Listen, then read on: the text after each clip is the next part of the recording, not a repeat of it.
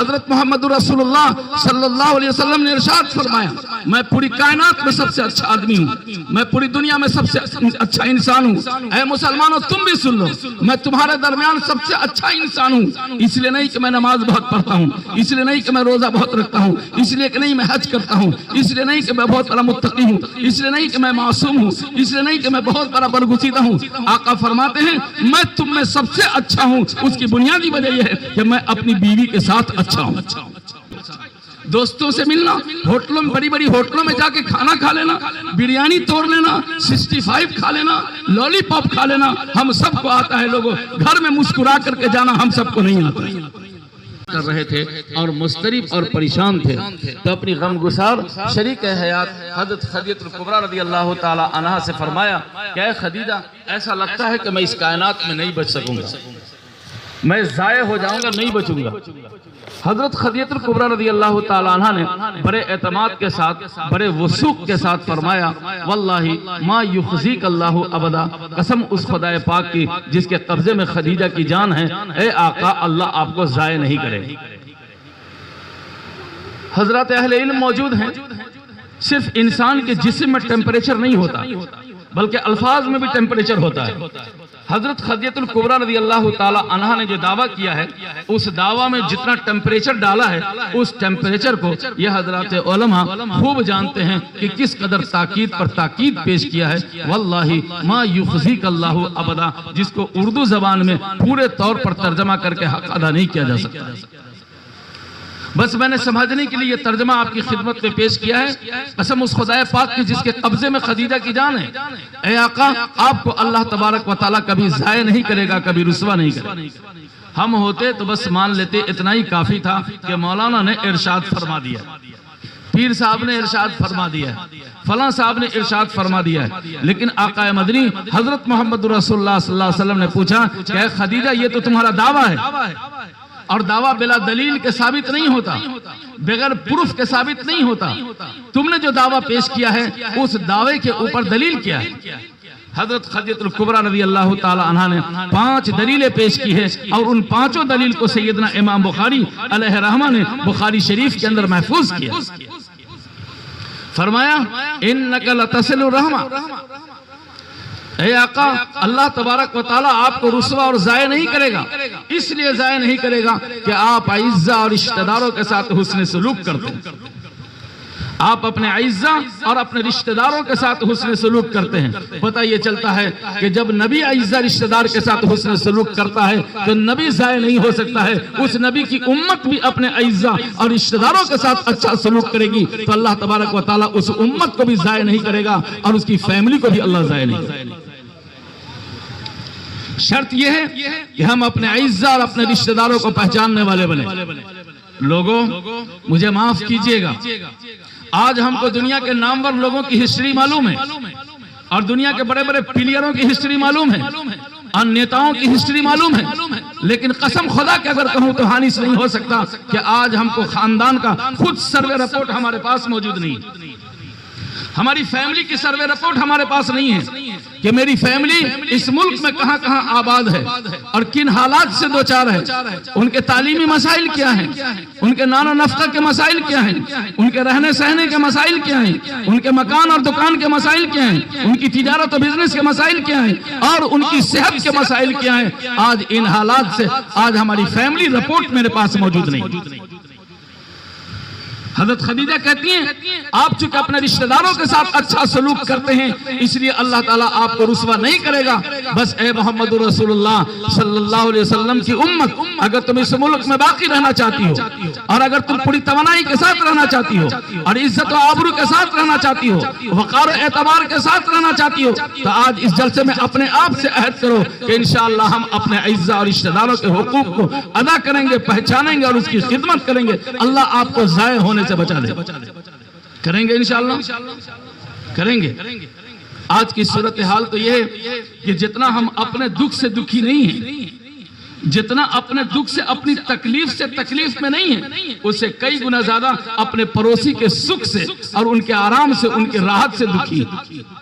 जब ये सूरत हाल हमारी इस मुल्क में हो जाएगी और हम ज़हनी तौर पर, फिक्री तौर पर इस कदर इब्तिज़ाल और पस्ती के शिकार हो जाएंगे, भला बताइए कि हम कैसे इस मुल्क के अंदर में जिंदा कौम की हैसियत से रहेंगे। इसलिए भिजवाड़ा के मुसलमानों और इस शहर में रहने वालों और दूसरे शहरों से आकर के इस शहर में खिदमत करने वालों, आप सब अपने आप से पहली फुर्सत में अहद करो कि हम अपने रिश्तेदारों और इज्जत के साथ अच्छा सलूक करें। हजरत मोहम्मद रसूलुल्लाह सल्लल्लाहु अलैहि वसल्लम अपने इज्जत रिश्तेदारों के साथ अच्छा सलूक करें। हजरत शेख ज़करिया रहमतुल्लाह ने लिखा है कि मुल्क शाम का एक आदमी हिजरत करके मक्कतुल मुकर्रमा आ गया, अब पूरी जिंदगी मताफ में गुजार दिया, यहाँ तक के इंतकाल कर गया। इंतकाल के बाद उनके दोस्तों ने ख्वाब में देखा, पूछा क्या बना? कहा कि माफी और मग़फ़िरत मुअल्लक़ हो गई है। कहा वो कैसे? कहा इसलिए मुअल्लक़ हो गई है कि मुल्क शाम में मैंने अपनी खाला को छोड़ा था और उनसे इजाजत लिए बगैर मैं मक्का आ गया था, और मेरे आने की वजह से मेरी खाला को तकलीफ हुई है, उस तकलीफ की वजह से मेरी माफी रुक गई है। आप अंदाजा कर सकते हैं कि खाना काबा में जिसने पूरी जिंदगी गुजार दिया हो, तवाफ किया हो, इबादत किया हो, रियाजत किया हो, उसकी मग़फ़िरत का मसला कब्र में रुक रहा है, अटक रहा है, सिर्फ इस वजह से कि उस बगैर इजाजत आने की वजह से उनके खाला को अजियत पहुंची।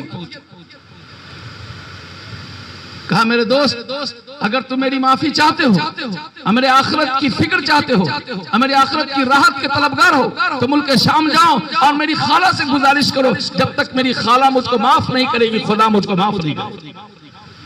वो दोस्त मुल्क शाम पहुंचता है, उनकी खाला से मिलता है, सारा वाकया बयान करता है। उनकी खाला कहती है जाओ बहन ज़्यादा, तुम्हें अगर वहां तकलीफ है और मेरी वजह से तकलीफ है तो मैं अल्लाह के लिए तुमको माफ करती हूँ। इधर माफी का लफ्ज मुकम्मल भी नहीं होता है, खुदा उसको माफ कर लेता है। अब अंदाजा लगाओ दोस्तों, भाई दुखी है, माँ दुखी है, बहन दुखी है, वालिद दुखे हुए, उनका दिल दुखा हुआ है, समाज में ऐसा रिश्तेदार दुखी हैं, ससुर दुखी हैं और साले दुखी हैं, अहलिया जो घर में रात दिन रहती है वो हमारे अजियतों से दो चार है। जब इतने हालात से हम अपने समाज को और अपने रिश्तेदार को रखेंगे, ऐसी सूरत हाल में हमारा वजूद खतरे में पड़ेगा कि नहीं पड़ेगा?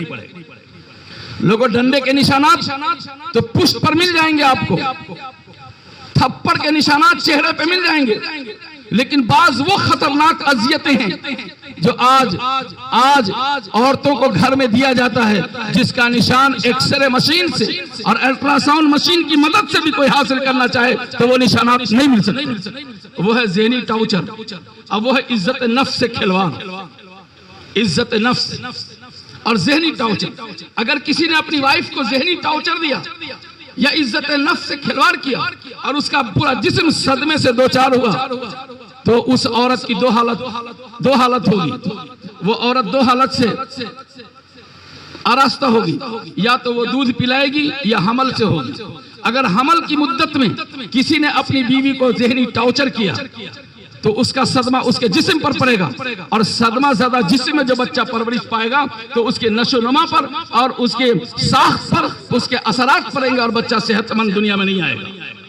और अगर दूध पिलाने की पीरियड में हमने बीवी को अजियत दी, सताया, इज्जत नफ्स से खिलवाड़ किया, तो याद रखिए उसका जिस्म सदमे में मुब्तला होगा और उसका असर दूध पर पड़ेगा। वो सदमा ज्यादा दूध जब नौज़ायदा पिएगा तो उसकी भी नशोनुमा सही नहीं होगी और उसको भी सेहत अच्छी नहीं मिलेगी। इसलिए मेरे भाइयों, ऐसे रिश्तेदारों के साथ अपने घर में जो रहने वाली शरीक हयात है उसके साथ सबसे पहले हम अहद करें कि अच्छा सलूक करें। आकाए मदनी हजरत मोहम्मद रसूलुल्लाह सल्लल्लाहु अलैहि वसल्लम ने इरशाद फरमाया, मैं पूरी कायनात में सबसे अच्छा आदमी हूँ, मैं पूरी दुनिया में सबसे अच्छा इंसान हूँ। ऐ मुसलमानों तुम भी सुन लो, मैं तुम्हारे दरमियान सबसे अच्छा इंसान हूँ। इसलिए नहीं कि मैं नमाज बहुत पढ़ता हूँ, इसलिए नहीं कि मैं रोजा बहुत रखता हूँ, इसलिए कि नहीं मैं हज करता हूँ, इसलिए नहीं कि मैं बहुत बड़ा मुत्तकी हूँ, इसलिए नहीं कि मैं मासूम हूँ, इसलिए नहीं कि मैं बहुत बड़ा बरगुसीदा हूँ।